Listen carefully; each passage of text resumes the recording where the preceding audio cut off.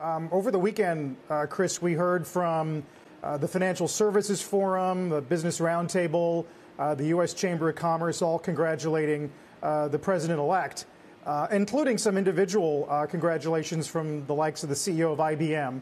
What's McDonald's stance? How are you reading the election, knowing some of the uncertain outcomes in the president's stance on the transition? Well, this was a historic election, and I think, really excited to see the turnout that we had in this country. The fact that we had, close to 140 million people make their voice known in this election was important, and I think just speaks to the vitality of our democracy. Certainly, we recognize and want to congratulate President-elect Biden and President-elect or Vice President-elect Kamala Harris for their win there. I think for us now, the thing that we are looking for, one of our values here at McDonald's is we talk about we get better together. And our hope and expectation is that as we've now moved from the election, that we can turn our sights toward working together and solving some big issues that we still as a country face. Certainly coronavirus is one of those issues. We need a stimulus measure. I think that is very clear. And we have some long-term issues like climate change. How do we make sure that jobs and education are still providing pathways to opportunity for everybody? So there's a lot of stuff to do, and that only can happen if we can come together as a nation. And certainly the election and the degree of enthusiasm for that makes me optimistic that we do have that opportunity.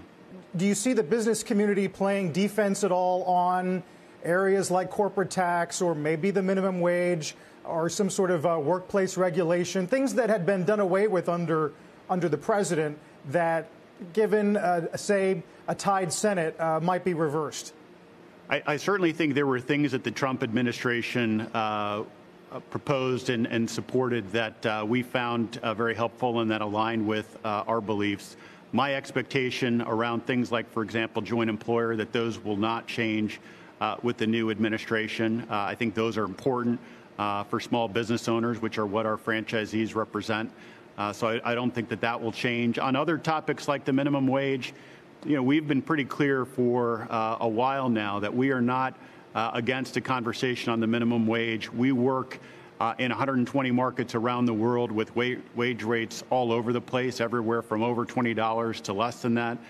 So we're not opposed to a conversation around the minimum wage. Our focus has just been, let's make sure that as changes are introduced, that we do it in a logical way that balances the needs of certainly people, but also balances the needs of business owners. So I think, again, if we're all around the table and having these conversations, there are solutions to all of these issues.